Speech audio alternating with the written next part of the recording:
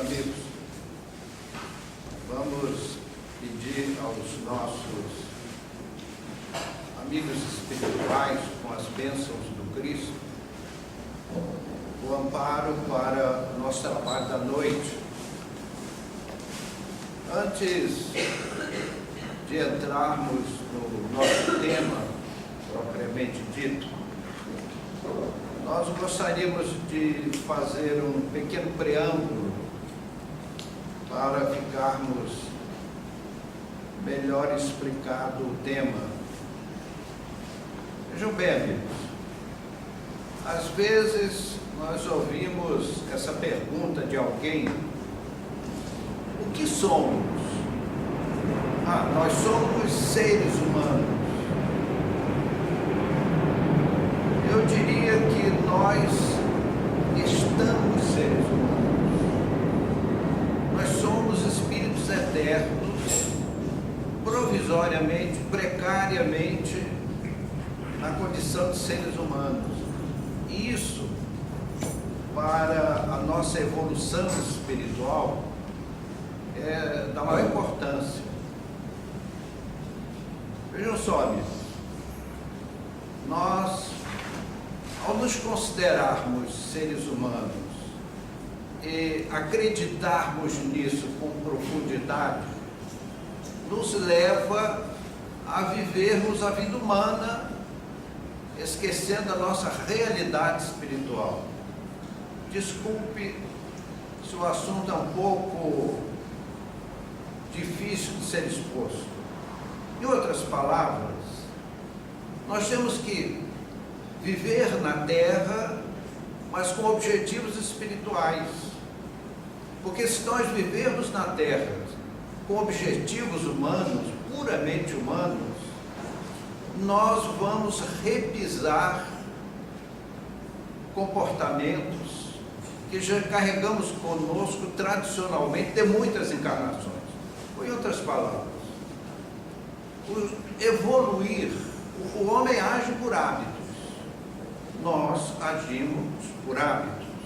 Evoluir é substituir maus hábitos por bons hábitos. Simples, não?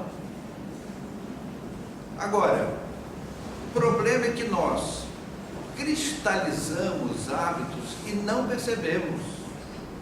E um deles é esse: quando na carne nós nos acreditamos seres humanos. Em bom português, o ser e o estar. Acreditamos que somos seres humanos e deixamos de entender que estamos seres humanos. Vejam só, amigos, isso é muito importante. E o nosso tema de hoje é um tema quase hilário: preparação para a morte. Esse é o título que nos passam os amigos espirituais que orientam esse trabalho. Preparação para a morte. Algumas pessoas perguntarem assim: quando eu deixar esse mundo, eu vou para onde? Você não vai, meu amigo, você fica. Você fica onde você sempre esteve, em espírito. As pessoas temem, algumas pessoas se assustam quando leem aqueles livros do André Luiz e outros autores, alguns autores muito antigos, que não tiveram, assim, grande divulgação no Brasil, mas que falam de assuntos muito parecidos com o do André Luiz. E o André Luiz nos leva a uma excursão pelo mundo espiritual, muito contundentemente nas regiões inferiores da espiritualidade. E isso às vezes nos assusta. Puxa, será que ao deixar a Terra eu passo a mão nas minhas costas e não acho as asas de anjo? É porque a pessoa não esticou bem o braço, senão acharia. Então, será que eu vou para aquelas regiões umbralinas a que André Luiz se refere? Vejam só, amigos, André Luiz era médico e um homem numa condição socioeconômica privilegiada. Entretanto, ele passou 8 anos nas zonas espirituais inferiores, como suicida inconsciente. André Luiz tinha, como homem, um temperamento muito difícil. Ele era, assim, explosivo, irritado, nervoso, e abusava dos aperitivos. Como ele renasceu na terra, com uma propensão, uma inclinação para certas disfunções hepáticas, digestivas, ele trazia consigo certas máculas do seu corpo espiritual, e o abuso dos aperitivos e um temperamento explosivo, de maus bofes, ele acabou desenvolvendo certas enfermidades insidiosas que o levaram à desencarnação. Palavras do André Luiz, não são conceitos nossos. Então, amigos, como dissemos no começo, evoluir é substituir maus hábitos por bons hábitos. Para fazermos isso, nós temos que começar, com a ajuda da doutrina espírita, a fazer uma retrospectiva dos nossos hábitos. Então, quando alguém nos pergunta o que eu devo fazer para morrer bem, uma pessoa me perguntou exatamente nesses termos: o que eu faço para eu morrer bem? A resposta é clara e simples. É só você estudar e viver o Evangelho do Cristo. Não há outra resposta. Ah, mas para mim isso é muito complicado, porque eu pego aquele Novo Testamento e muitas coisas eu não consigo entender. Leia o Evangelho segundo o Espiritismo, que não é nem mais nem menos do que o Novo Testamento explicado, dividido em cerca de 25 capítulos, sendo o último falando sobre a oração. Então, amigos, estudar o Evangelho do Cristo, número 1, porque você não vai viver uma doutrina, uma filosofia, você não conhece. Então é necessário estudar as páginas do Evangelho, número 1. E número 2, colocá-las em ação em nossas vidas. Aí essa pessoa que perguntou o que eu faço para morrer bem, achou a resposta muito complicada. Não dá para o senhor falar de uma forma mais simples, falar mais menos? Então eu achei engraçada a sugestão e tento hoje fazer esse comentário sobre, em termos práticos, objetivos, nada filosóficos, nada técnico, analisar os ensinamentos do Cristo para que nós possamos ter uma boa morte. Na verdade, estamos jocosamente usando, plagiando o comentário de quem nos fez a pergunta. A primeira coisa que nós precisamos fazer, e vejam bem, amigos, como dissemos, nós temos hábitos cristalizados que nem sabemos que temos. Alguns comentários nossos são apenas uma resposta a quem nos fez a pergunta. A primeira coisa que os nossos tutores espirituais nos aconselham, pasmem com isso, é reduzir, vejam bem, deixa eu bater no verbo bem forte, reduzir o consumo da carne dos animais, alimentação carnívora. Sabe por quê, amigos? Leia lá os livros de André Luiz. O André Luiz, por acaso, visitou algum açougue na espiritualidade? Com certeza que não. Não existe açougue no mundo espiritual. Você não tem onde comprar o seu filé mignon para fazer o seu acepipe. Vejam só, amigos. Nos dizem os técnicos espirituais que ao nos alimentarmos da carne dos animais, nós associamos ao nosso corpo espiritual determinados valores do mundo animal, tornando o nosso processo evolutivo mais difícil. E dizem esses amigos, quase que divertidamente, nos dão um conselho.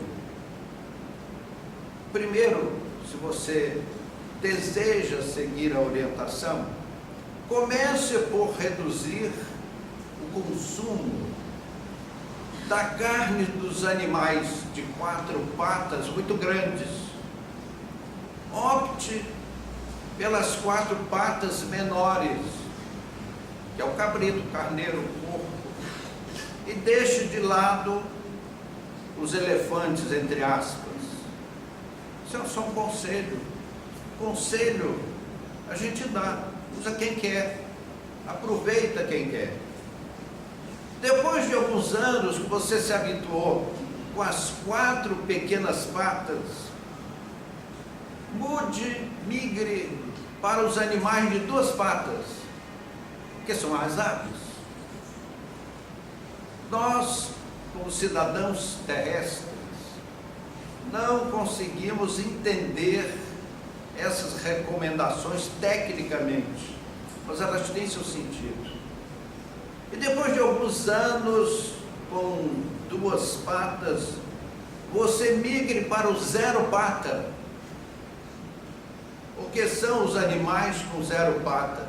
São os peixes, que são, irmãos nossos, ainda mais primitivos. E com isso nós vamos nos distanciando desses elementos que perturbam o nosso corpo espiritual.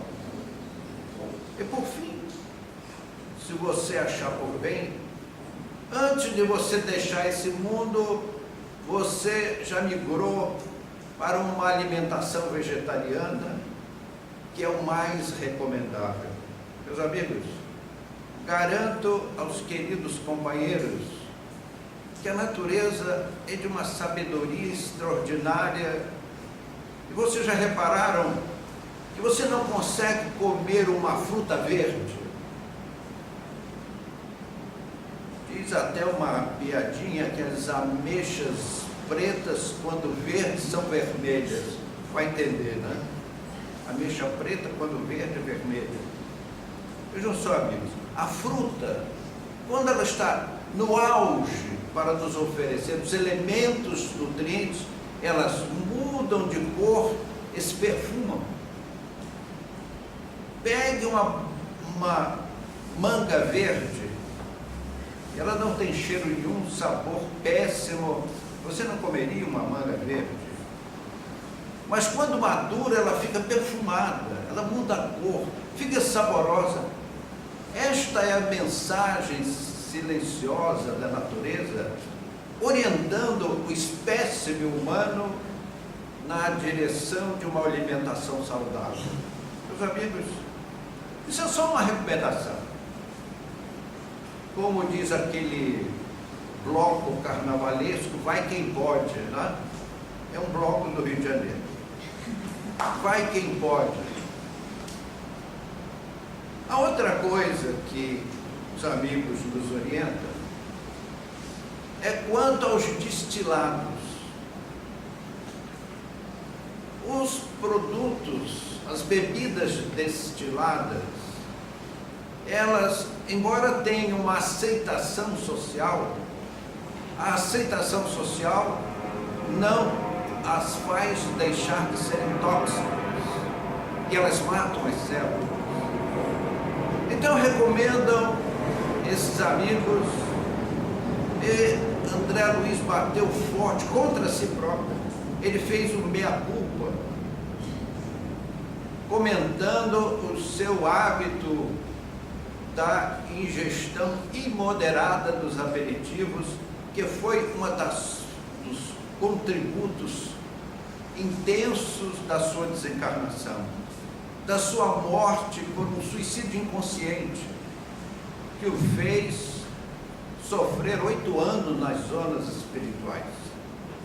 E depois que você se acostumar a não mais ingerir os destilados, aí procure cortar os fermentados, que são um teor alcoólico menor, mas que, ingerido em grandes quantidades, dizem esses amigos que uma latinha de cerveja multiplicada por 3 poderia ser um limite, e dá 30 gramas de álcool. Então o cidadão vai a uma festa, seria deselegante não participar da festa do amigo, né?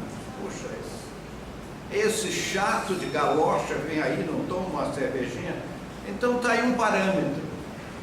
Pare na 3ª latinha de cerveja.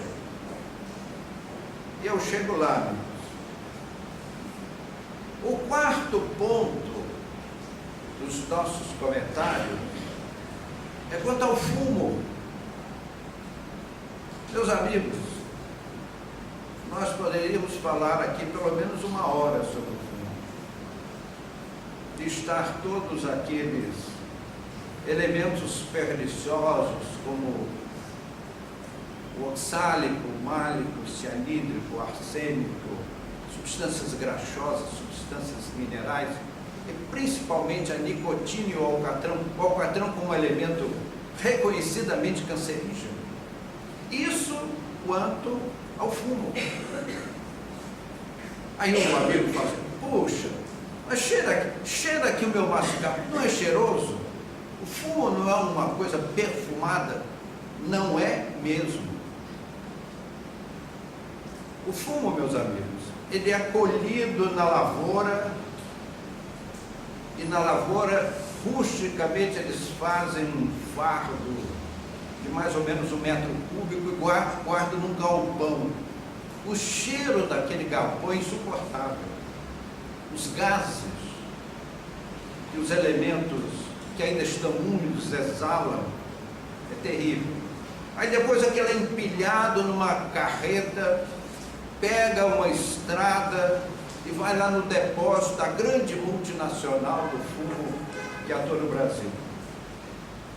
Aí aqueles fardos são empilhados num gigantesco depósito.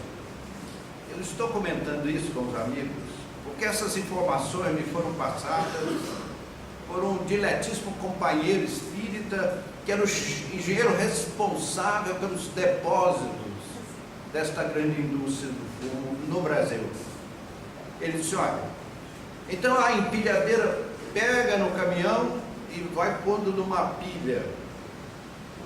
E nós não podemos dedetizar aquelas pilhas imensas. Por que razão? Porque o fumante morreria mais rápido e nós perderíamos o cliente.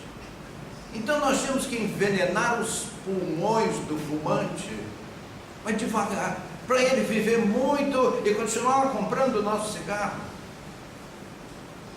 Então o que acontece? Não dedetizamos aquelas pilhas gigantescas de fardos, recebem muitos insetos. Alguém falou barata? As damas não gostam, me parece que sim, não gostam das baratas, não sei por quê. Então naqueles fardos entram as baratinhas, entram as mariposas, as lagartas. E me disse esse amigo que há uma praga nesses depósitos, que é um camundongo do tamanho de uma azeitona, de pequenininho. Então ele fura o fardo.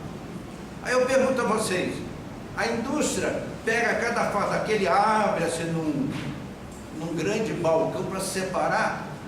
Nada disso. A empilhadeira vai lá com uma garra e joga na linha de produção. E aí vai para a trefilagem com baratinhas, mariposinhas, ratinhos e companhia limitada. E os cupins? Depois de trefilado, aquilo entra num tanque com um produto químico odorante. É este o perfume que você sente no cigarro. Aí ele passa naquela piscina de odorante, aí o fumo sai cheiroso do outro lado. Aí do outro lado ele sobe para uma secagem e mergulha num outro tanque, que é um produto químico comburente. O cigarro tipo americano, se você deixar no cinzeiro, ele queima até o fim. Não se apaga. É devido a esse comburente. Agora, aquilo tudo é preparado, além desses odorantes e comburentes, ao papel, ao filtro de fibra de vidro.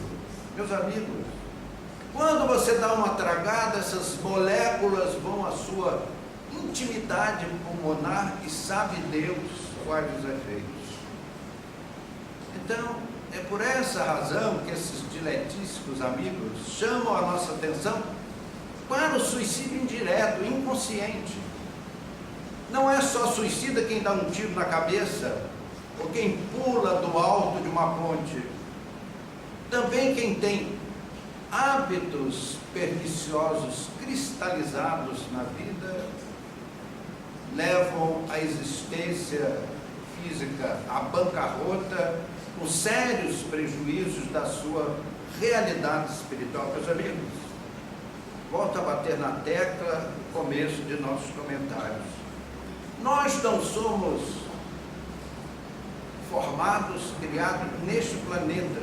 Nós somos filhos de Deus eterno, espíritos eternos, provisoriamente, precariamente, vestindo um macacão de carne, que tem os seus dias contados. Então, meus amigos, alguém já disse assim: mas se eu não beber, se eu não fumar, se eu não comer carne, se eu não dar uma cheiradinha num cordãozinho branco, a vida fica sem graça. É justamente aí, meus amigos, que nós precisamos vencer as nossas cristalizações mentais. Nós achamos, por desconhecer a nossa realidade eterna, a nossa realidade espiritual, nós passamos a cultuar os sentidos, e é o império dos sentidos. A vida só tem alegria se eu como bem, se os odores que me chegam são agradáveis, se eu consigo empanturrar os meus pulmões e viver uma vida para as coisas efêmeras da humanidade. Meus amigos, o Evangelho do Cristo chama a nossa atenção para todas essas particularidades. É a porta larga que leva à perdição, estreita é a porta que nos leva à salvação, nos ensinava Jesus. Outro ponto que os amigos nos chamam a atenção é o uso de drogas. Nós não somos de drogas, meus amigos. Digo com todo respeito para com as pessoas que não pensam assim. As pessoas têm o direito de ter opiniões próprias e conduzirem suas vidas como julgarem melhor. Mas nós que temos mais cabelos brancos, para não pecarmos por omissão, devemos expressar o pensamento da espiritualidade maior.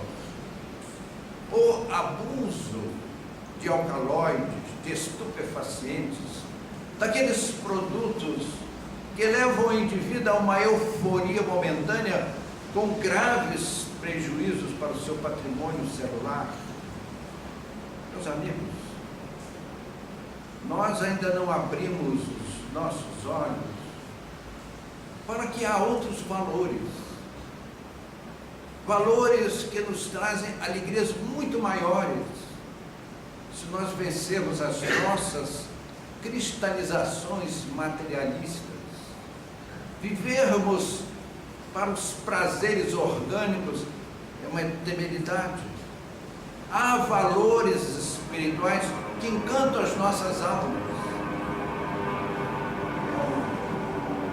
Faria com que os amigos aqui presentes fizessem uma retrospectiva de suas próprias vidas. Com certeza, todos aqui presentes já fizeram algum ato muito meritório. Ajudaram uma pessoa doente, alguém caído numa calçada, uma roupa usada para um orfanato, um sapato que já não serve mais para algum descalço. Você reparou que você sentiu uma alegria íntima, imortal? Às vezes que eu tive a coragem de fazer o bem, eu senti uma alegria muito grande.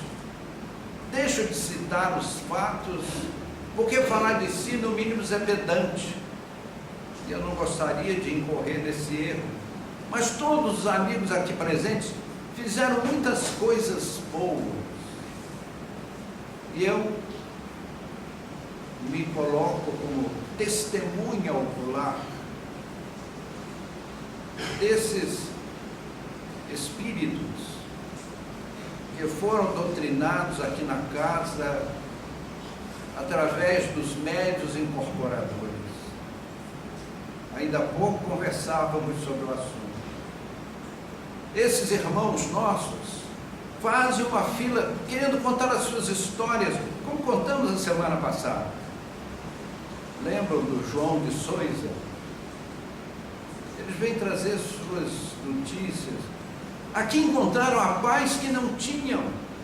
E esses médiuns incorporadores fazem uma caridade que eles mesmos não fazem juízo. O carinho que emprestam a esses desesperados do mundo espiritual, que batem a porta dessa casa, pedindo um socorro, uma ajuda, aqui chegam em lágrimas, que hoje examinam o seu passado, mas já são capazes de sorrir, de reorganizar suas vidas, abandonam as ilusões terrestres. Porque, meus amigos, abandone a ilusão, porque é mais triste quando a ilusão nos abandona antes. Nós ficamos perdidos da noite, como diz o ditado. Então, meus amigos, cada um desses médiuns incorporadores que eu vejo aqui nesse recinto tem uma pequena plateia de amigos diletíssimos que os amam profundamente e que querem vir aqui dar seu testemunho, e que nós não podemos citar nomes, nem do lado de lá, nem do lado de cá, mas podemos registrar o fato.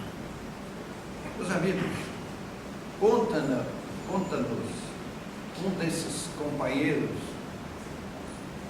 que quando você tem um vício na terra e chega ao mundo espiritual, você não tem como saciar esse vício. E a carência, a falta do atendimento desse vício, sem o corpo de carne, porque o corpo de carne é um abafador, ele é um quebra-luz das potencialidades do espírito. Por uma necessidade evolutiva, a vida carnal foi feita assim, pelo Criador dos mundos. Então esses espíritos se veem numa situação dramática, porque a carência do álcool, do fumo, das drogas, se centuplica. Eles entram num estado de desespero e de sofrimento difícil de ser narrado. Nós não dominamos a língua portuguesa o suficiente para descrever o sofrimento desses companheiros que são suicidas inconscientes e que vêm encontrar paz de espírito embaixo desse teto, através desses médiuns incorporadores que cedem os seus fluidos terrestres para consolá-los. E eles vêm trazer a sua gratidão. E nós somos o porta-voz desse apelo, porque falamos por multidões. Vejam só, amigos, o dinheiro, aplique-o com proveito para a pequena coletividade que o cerca. Mas se você possui gigantescos patrimônios, assim, muitas fazendas, porque eu sei que é o caso dos amigos aqui presentes, né? Possui gigantescos patrimônios, faça um inventário e um testamento, para que você, ao fechar os olhos, como foi o caso do João de Souza, que nos trouxe a sua palavra na semana passada, quando você deixar este mundo, já aqueles haveres estarão racionalmente distribuídos entre seus herdeiros. Porque é comum, meus amigos, as pessoas displicentes sofrerem muito do mundo espiritual. Pelo seguinte: nós não somos donos das pessoas, especialmente dos entes queridos. Então nós devemos amar os que nos cercam com muita intensidade, mas sem sentimento de posse. Os nossos entes queridos não são propriedade nossa, eles são nossos companheiros de jornada. E quando nós deixamos a terra e voltamos a lembrar André Luiz, o que aconteceu com André Luiz? Ele foi autorizado a visitar o próprio lar, e na sala da casa dele tinha um retrato dele, Doutor André Luiz, de branco, bonitão, gravata. Ele chegou na sala e já não viu mais o retrato. Aí foi no seu quarto e encontrou um outro cavalheiro lá no seu quarto. Disse: uai, o que aconteceu? Ele ficou 8 anos ausente. Rei posto, rei deposto. E André Luiz teve a honradez, a grandeza de espírito de cuidar da saúde do novo esposo, da sua ex-esposa, porque as pessoas têm o direito de tocar suas vidas. Meus amigos, juramentos, fidelidade é uma opção, um direito nosso, de nós encarnados e nós desencarnados. Se desejarmos, se quisermos, conservamos vínculos ad eternum, para gastar o latim. Mas esse mundo, para as pessoas do mundo, o que acontece? As pessoas sentem dificuldade em escalar a montanha da evolução sem ter ao lado um braço amigo. Não está errado. Nós precisamos do amparo de alguém que nos dê uma força. É muito natural que os cônjuges que ficam na terra busquem novos encaminhamentos afetivos. É isso, meus amigos, é um choque terrível para aquele espírito que não amou com desprendimento, como nos orienta a doutrina. Meu amigo, faça tudo bem que você puder, sem olhar a quem. Se agrada um, se desagradou, que importa? Importa a Deus. Sorria o máximo que você puder. Trabalhe muito, incansavelmente. Os espíritos usam uma expressão que os homens terrestres não conhecem. Eles consideram o verbo trabalhar o sinônimo do verbo orar. Então é comum, nas regiões mais elevadas da espiritualidade, nós ouvirmos a expressão a oração do trabalho. Então, meus amigos, o ócio é uma daquelas cristalizações multimilenares que não enxergamos, que nós não vemos, é que carregamos de horizontes a horizontes. Mas o trabalho, meus amigos, ele é uma bênção divina. Trabalhar ao máximo pelo prazer de servir, Meus queridos amigos, eis alguns toques nesse ponto, o que devo fazer para deixar este mundo com felicidade. Mas tem um último pontinho que eu gostaria de tocar, para que fique bem registrado nos nossos corações. Isto é comuníssimo nos planos espirituais, encontrarmos almas chorosas, tristonhas, que se sentem fracassadas, por uma razão muito simples. Mas, meu irmão, você não teve uma fé. Pois é, foi esse o meu erro. Eu tive uma fé que não levei a sério. Então, meus amigos, vivamos com profundidade a fé que abraçamos, para nós, ao chegarmos na pátria espiritual, nós não criticarmos, não termos a nossa consciência pesada, porque fomos cínicos. Fizemos, às vezes, como nos disse João de Souza, sobre o culto externo. João de Souza foi muito contundente. Ele era avesso às religiões. Veja o que aconteceu com ele. Ele chega no cemitério, 183 dias do mundo espiritual, e ele não sabia que tinha morrido. Ele lê na lápide aquela frase que nós vemos em todos os cemitérios: aqui jaz João de Souza no eterno descanso de sua alma. Ele soltou uma gargalhada nervosa, desesperada, de tristeza, e para ele não ficar muito triste, Cornélio Pires nos trouxe aquela quadrinha, quase que se divertindo com o nosso querido João. Um epitáfio moderno na campa de João de Souza.